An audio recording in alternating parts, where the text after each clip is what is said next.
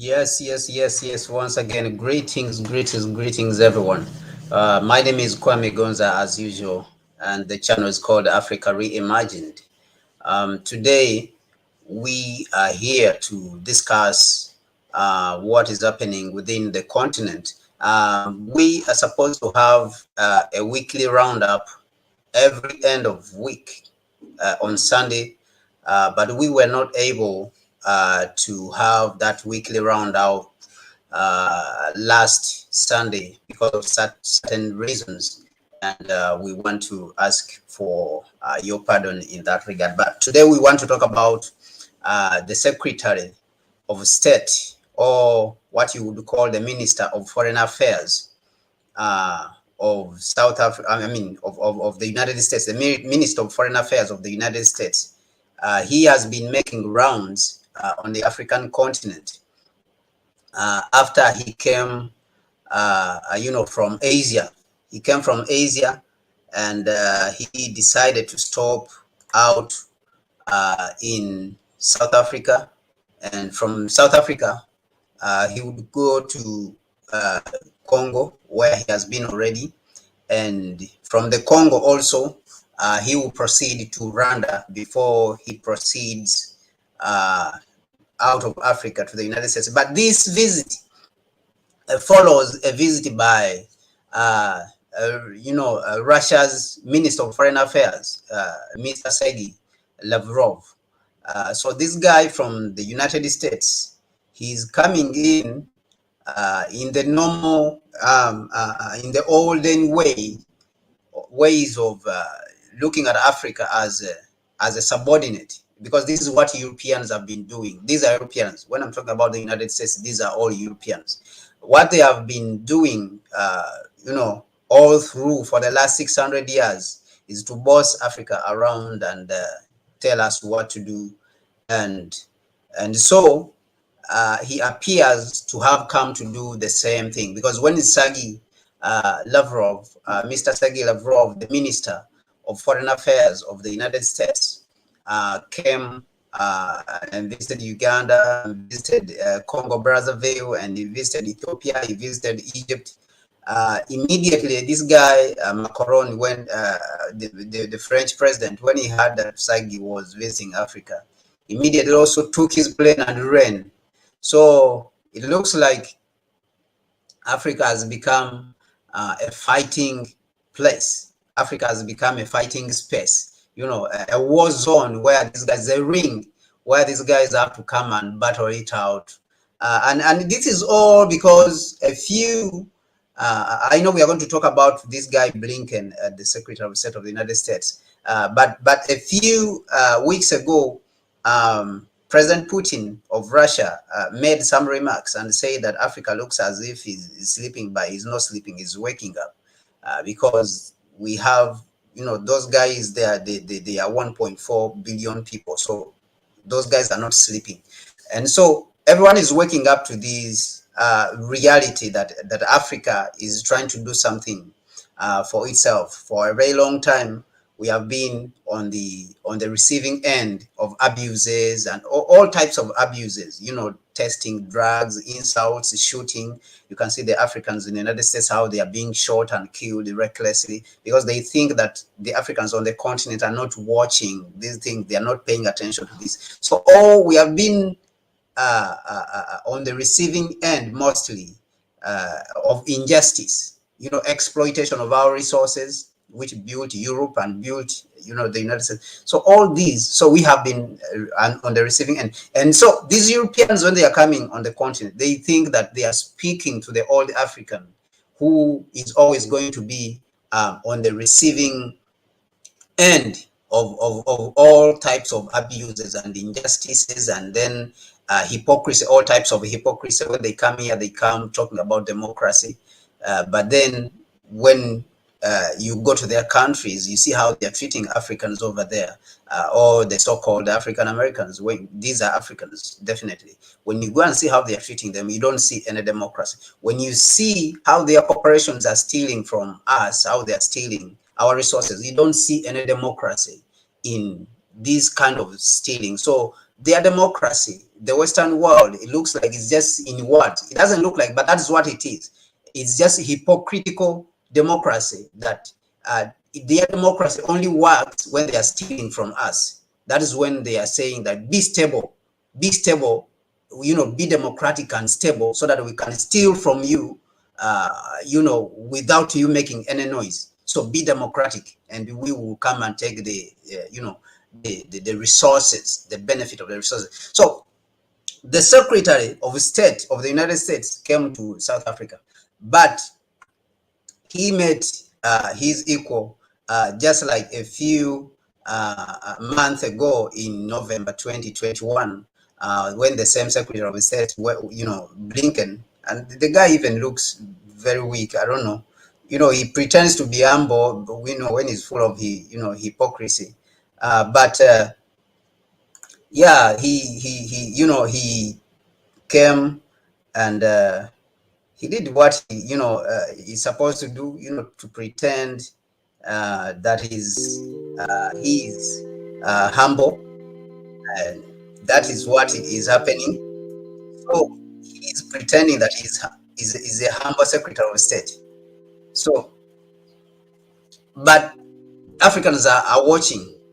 And at first he said that let me straighten up a little bit here so that my flag, my African Union flag, can be visible. Yeah, at first he said, when he reached South Africa, he said that the United States is not here to tell Africa what to do. Okay, but at the same time he turned around and started telling Africans what to do. So you can see that the hypocrisy is unbelievable, that they think that everyone is a fool, is supposed just to take in all this hypocrisy. And which type of hypocrisy they call democracy. I'm discussing the Senator Blinken and his trip to Africa, where he's visiting South Africa, Democratic Republic of Congo, and he's definitely going to visit also Rwanda, where he is right now, because he has already finished the other. So if you are out there and you'd like to engage in this discussion and also put in your contribution, I'm open to let you in. Just put your interest, show your interest in the chat, and I'll let you in. Or let me even put the invitation in the comment section. I'll put the link in the comment section so that if you want to join in, just click on the link and I'll allow you in. So Secretary of State Anthony Blinken started in South Africa, and in South Africa he really met his equal, because I think that the government in South Africa had prepared really well. They had prepared very well for him, which is really a wonderful thing. I like how they handled him, how they responded to him, and that is what I'm going to show. What the Minister of Foreign Affairs of South Africa, what she was trying to do, what she told him when he came with his with his hypocrisy. Definitely when he came with his hypocrisy, the way she approached him is really interesting. So I would like, before we continue with the conversation, I would like you to listen to the press conference of what she said during the press conference with Blinken. But in terms of our interaction with some of our partners in Europe and elsewhere, there has been a sense of a patronizing bullying toward you choose this or else. And the recent legislation passed in the United States of America by the House of Representatives, we found a most unfortunate bill that we'd hope the media would say more about, because when we believe in freedom, as I'm saying, it's freedom for everybody. You can't say because Africa is doing this, you will then be punished by the United States. So that's been a disappointing passage of legislation by one house, and we hope the other house will not agree to such offensive legislation. Yeah, so what she's saying, the legislation which she's trying to talk about is that there's a legislation which was passed in the United States Congress. There's a bill which was passed. That bill is called HR 3. Is HR 331. I think I did a video. On that bill. And I would like to encourage you to go out there and look out for that video and watch it, because it is a bill which was passed in the United States Congress. And they were saying in this bill that bill is for countering Russia. Okay, the bill is for countering Russia in Africa, Russian activities in Africa. Okay, so it was passed in the United States. Can you imagine? A bill was passed in the United States, and that bill concerns Africa's relationships. Okay, Africa's relationships with other nations, and specifically on this bill is specific in that it points out that Africa should not have a relationship with Russia. Okay, or if there is going to be a relationship between Africa and Russia, that relationship is supposed to be dictated by the United States and Europe. And so the bill is about countering. Okay, the bill is about countering Russia in Africa. That is what they called it. The bill is about countering Russia. Let me see, countering Russia. Let me just even try to pull it out. The bill, Senate Foreign Affairs Committee, Congress, United States Congress. Today the network appears to be very, very slow. Okay. Senate in the United States Congress, 50 Federation Europe section. Okay. The sense of Congress, countering Russian influence in Africa. Okay, so that bill is called HR 7311.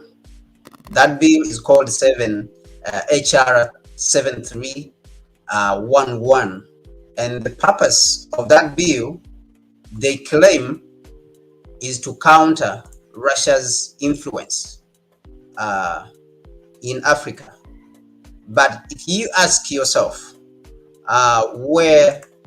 where the Africans consulted in this, in putting up this bill, and the answer is no. The answer is no. Okay, Africans were not consulted. Okay, in putting up such a bill. So the bill claims that it is for countering who? It is for countering Russia.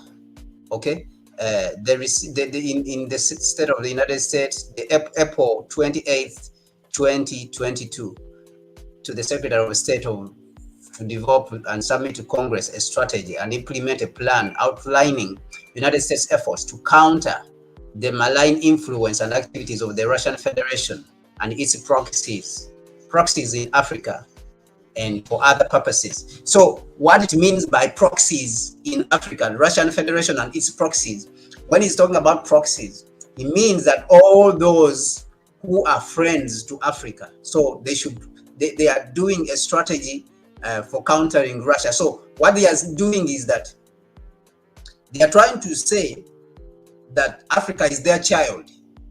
Okay, Africa is like a child of the United States.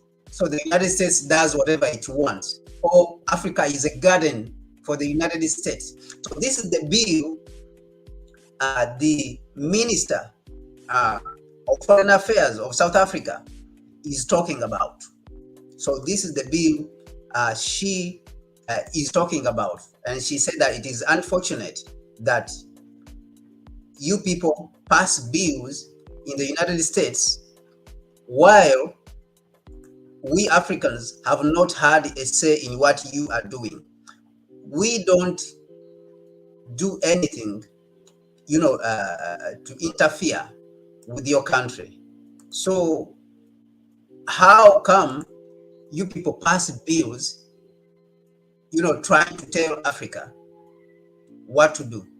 But when he came, he was saying at the same time, the same person was saying that he has not come to tell Africa what to do. But this bill is what it is saying, the bill which they are passing in the Congress. And so that is why the minister pointed it out, and she spoke about it. And let me pull it a little bit back. And she said that she herself as a person doesn't like to be told what to do by somebody else. And it is unfortunate that Europeans, they go around telling Africans what to do. Like how you saw Macron jumping around and coming, to Cameroon, coming to Africa, because the Minister of Foreign Affairs of Russia, Mr. Sergei Lavrov, because Sergei Lavrov was in Africa to make a trip. So they have all jumped around. Now, all of a sudden, they are in Africa. So they think that Africans are their children. And they are operating in that old mindset, you see. So the old mindset of thinking that they can dominate the world in the old way, the colonial times, the slavery times. These are children and grandchildren and great-grandchildren of enslavers and colonialists. So they think that they must find all means of dominating. Okay, they must find all means of continuing to exploit Africa and the global South. They must find all means of taking resources which don't belong to them, so that they can continue to live in comfort in Europe and the United States. So this is the strategy. But she put out the point. She made the point very clear that we don't like this. We are not going to continue in this direction. So let me replay it. Let me replay it so that we can look at it very well. And the recent legislation passed in the United States of America by the House of Representatives, we found a most unfortunate bill that we'd hope the media would say more about, because when we believe in freedom, as I'm saying, it's freedom for everybody. You can't say because Africa is doing this, you will then be punished by the United States. So that's been a disappointing passage of legislation by one house, and we hope the other house will not agree to such offensive legislation. So indeed, it is important that all of us accept our ability to hold different opinions. We are, after all, sovereign nations that are regarded as equal in terms of the United Nations Charter.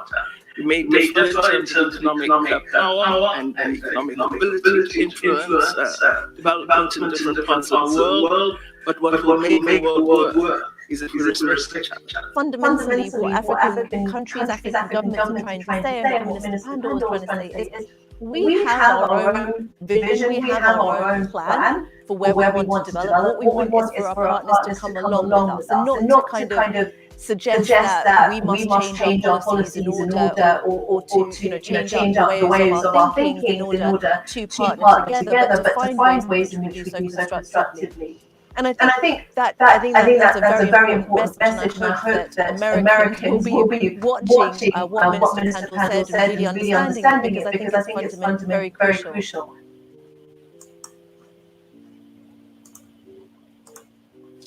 Yeah. So So this is what the Minister of Foreign Affairs of South Africa said, and I think she has made it very, very clear. And I like how she has put it. You know, it is very, very clear. And actually, this is not the first time. This is the reception that Blinken has received, and it is not the first time Blinken has received this, this kind of reception. Uh, in November 2021, Blinken traveled to Kenya, and he went to Senegal, and then I don't remember which other country he went to over there, but I know that he went to Kenya and then he went to Senegal. And the purpose of these visits was for him to coerce the African heads of state that time that the United States should go and overthrow the government. The United States should go and overthrow the government in Ethiopia. And in Kenya, that was his first visit actually in Africa. He received a very, very clear message, very, very clear, that the Kenyan government told him straight away that we do not believe that this issue in Ethiopia is a foreign issue and can be solved by any foreign intervention. It can only be solved by the internal systems. And the United States, it cannot solve this problem. The United States cannot solve this problem. We don't need external forces, because you remember the United States was saying in November, that the United States military, the African command, is ready to solve the problem in Ethiopia. And what they mean by that is that they wanted to go and overthrow the government in Ethiopia and install the rebels who are TPLF. And they have been doing this, all the time. You can see what happened in Libya. That when they were let in to go and do the same thing in Libya, they overthrew the government in Libya. They installed the rebels. The rebels now are fighting against each other, and that country is in absolute chaos. Okay, is that in absolute chaos? So ever since then, the country has not stabilized. The country is in absolute chaos, and all because of the actions of the United States, and because it was allowed. Okay, because it was allowed, the United States was allowed. Okay, it was allowed to come and overthrow a legitimate government. Let me come in real quick here.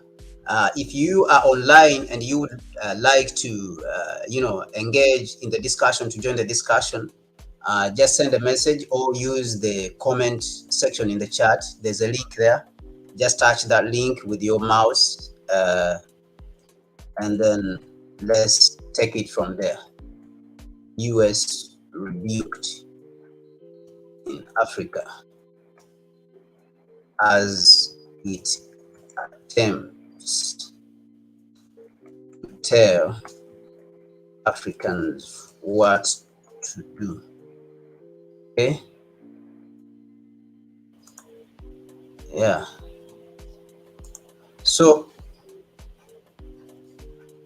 you see that Senator Blinken is not the first time that he was rebuked. He has been rebuked before. He has been rebuked before when he came to Kenya, and it is the same thing. And what does this show? This goes on to show you that even though our leaders as Africans have not lived up to the expectation of what we want from them to be able to build the country, they have not sat down in consensus to craft a solution, to craft an absolute solution to the African problem, economic and otherwise, because we are facing a lot of bullying. Definitely, we are facing a lot of bullying from these foreign, countries, from these white people, from these Europeans. We are facing a lot of bullying, even though our leaders have not sat down to craft a final solution to this problem, but they are trying to push back, because to a certain extent, we have discussed this with my brother Titi as we were breaking down the African leaders. Are they sellouts, or what is happening? We wanted to break down, but we concluded in it that the force from outside, the external force, the imperialist force, the neo-colonial force is overwhelming, is so strong that it stops them from making serious decisions. Now, where we have to blame them is for them not to, not constantly making that effort to come together, to work together. For example, we have in the south, we have SADC. In the east, we have East African community, where they have added DR Congo, and Somalia also wants to add. They have about 7 countries, and then we have ECOWAS, in West Africa, whereby these organizations, even though they are making an effort, but they are not strong enough. Why am I saying they are not strong enough? They don't even finance themselves, and they leave themselves open to manipulation from these countries, from these neo-colonial countries, whose purpose is to continue to exploit. And when I talk about exploiting, you can look at countries like South Africa. Majority of the economy is owned by foreign corporations, which are American in origin, British and Dutch. Okay, you go to Ghana, the major parts of the economy are controlled by America. So you find that there is a challenge. So for us to be able to fight this, we have to work together. We have to work together, solidly together. So if we do not come out as leaders, as our African leaders, if they don't come together, purposely to push and work together, then these guys, they get a chance to manipulate different leaders on the continent and divide. As you know, they use the divide and rule method, and they have used it effectively. So like you can see what happened with the ECO. When ECO was going to launch its own currency, France saw it as a threat. Immediately it came and spoke to its puppet in Ivory Coast. Okay, the president the so-called president in Ivory Coast, who is a puppet to Western interests. They immediately, came to speak to him, and they sabotaged that project. So this is what I'm talking about, that these organizations, all these units like East African Community, ESC, SADC, Maghreb, COMESA, and then we have ECOWAS. These units, they are not strong enough. We have to make efforts, like what Kwame Nkrumah told us. We have to make efforts at a union, and not just a union whereby we are talking about Africa Continental Free Trade Area, because we understand that the Africa Continental Free Trade Area is a good thing, but it has to be implemented in the right framework. Without it being implemented in the right framework of a union government, it will not make any sense. And these guys, they will come again and take advantage of it. They will sabotage it and defeat it.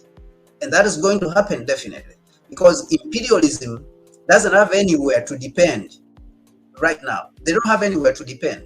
China has defeated them. India is putting its acts together. Look at Saudi Arabia now, is resisting the United States, its advances. The president of the United States went there to urge, the prince in Saudi Arabia, Mohammed bin Salman, to increase the oil so that, to pump out more oil, so that the prices of oil on the international market can reduce. And he refused. Joe Biden, he tried to coerce him and intimidate him. And those guys in Saudi Arabia also, they say, you can't just come here and make demands and you are bringing nothing.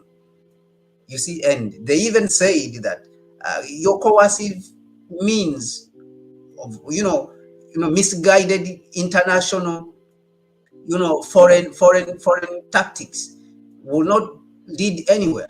And so this is what happened, that these misguided foreign tactics, approach to foreign affairs is the one leading to increase in prices of energy.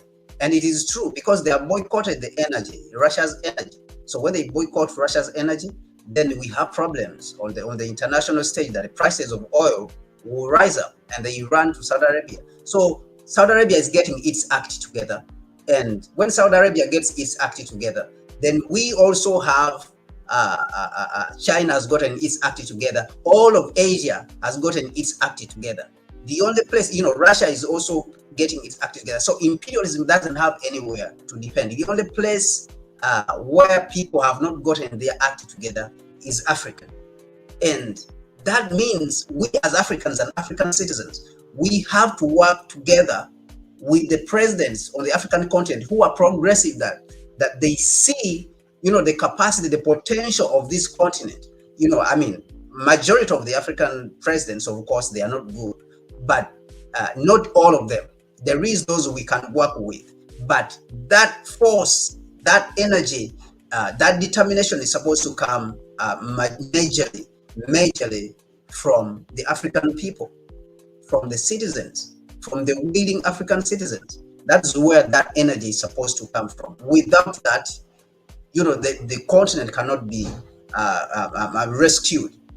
So I think that what South Africa has done to push back is really very good, and is very important. That these Europeans, we should show them our position. We should show them that we understand the history of colonialism and how they don't want to speak about it actually when they come to Africa. We understand this history, that they colonized us. They came here to steal from us. So they don't want to, they don't want to talk about it. But we have to show them that this history exists, and we know what you are doing. We know how you are stealing from us. Like the UN report, which came out and pointed out that illicit financial outflow out of Africa, more than $100 billion every year. Okay, which figure is put by conservative Pan-Africans at around 200 and 250 billion dollars. The UN report said 100 billion, but Pan-Africans put it at around 250 billion dollars, and yet Africa's infrastructure deficit every year is around 200 billion. So we have to point to them out that we know what you guys are doing. We know you are stealing from us. You are not bringing any aid, and we have to make it clear that we don't need the aid. The bad thing, the unfortunate thing that happens to Africa is that some of the leaders, they give in to this coercion and manipulation, and they tell them that they are giving them aid. These guys don't have money. The United States doesn't have money. You see, the United States doesn't have money. Europe doesn't have money. They are depending on Africa. They are exploiting Africa for them to, to exist, for their industry, for whatever financial sector to exist, and service sector. They are exploiting African resources, so they don't have the money. So we should stop accepting this coercion. We should stop accepting this blackmail, to say that they are giving us aid. They are not giving us any aid. You see, so that is the outlook on Blinken'S approach. That was my outlook on Blinken'S, a stop in Africa, as he tried to coerce Africans not to support Russia. Africans were able, through the Minister of Foreign Affairs of South Africa, Africans were able to show him that Africa knows what is going on in the world. And the United States is not the one to tell Africans what to think. We are not stupid that you are going to come here and be telling us what to do. Just like how they did, and they blocked RT News of South Africa. DSTV. DSTV is a neo-colonial television station, and I would urge those who watch it, they should unsubscribe from it. It's a neo-colonial organization. That is why you see that they removed the RT News of Russia, so that Africans, will be brainwashed by whites, by the Europeans, and they will not have knowledge of what is going on in Europe. Okay, so the United States is attempting to choose for Africa what to think, what to do, and where to go. That is the that is the tactic. And so the Minister of Foreign Affairs of South Africa, I think she did a very, very good job. And together we can do this as Africans if we support those progressive leaders of the African continent who are thinking well for the continent. And so on that note, we have petitions that are going around within the African world, and those petitions have been endorsed by Pierre Lumumba Foundation, Dr. Susan Pan-African Daily TV, Dr. Edmond Folfak, a renowned oncologist at Ohio State University Medical Center. These petitions are about for us to push for a unified African state, a single passport, and a single military. Those are the important things that these petitions are about. So the three of them, we are looking for 1 million people, 1 million. So when you take them, sign the three of them. Pierre Lumumba has already signed these petitions, and I asked you also to take these petitions and sign them. Sign the petitions so that we can work together, because we believe that we working together as a people, as Africans, is when we will be able to defeat neocolonialism. We have to work together with those progressive African leaders, and with that, we'll be able to unify the continent. My name is called Kwame Gonza. And my channel is called Africa Reimagined. Subscribe to the channel and invite others so that we can have these discussions on how these neocolonies and other issues, technology, politics, and everything that is happening around the world affects Africa. So we want to sit together and dialogue, and then develop Africa together. I want to thank you. Thank you very much. Until next time, Africa must unite. Peace.